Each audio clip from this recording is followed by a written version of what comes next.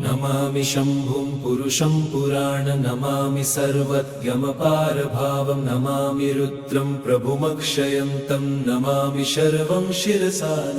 नमामि देवं परमव्ययम् उमापतिं लोकगुरुं नमामि दारिद्र्यविदारणं नमामि रोगापहरणं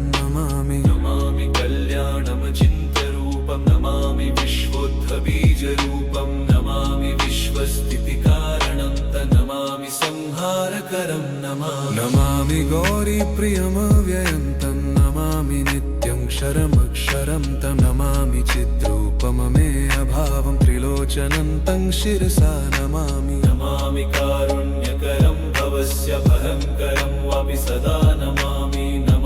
दातारं नमामि सोमेशमुमेशमादमामि वेदत्रयलोचनं तं नमामि मूर्तित्रयवर्जितं तं नमामि पुण्यं सदसद्व्यातितं नमामि तं पापहरं नमामि विश्वसहितेररद्द नमामि रूपाणि बहूनि धत्ते यो विश्वगोप्ता सदसत्प्रणेत नमामि तं विश्वपतिं नमामि यज्ञेश्वरं सम्प्रति हव्यकव्यं तथागतिं लोकसदाशिवो यः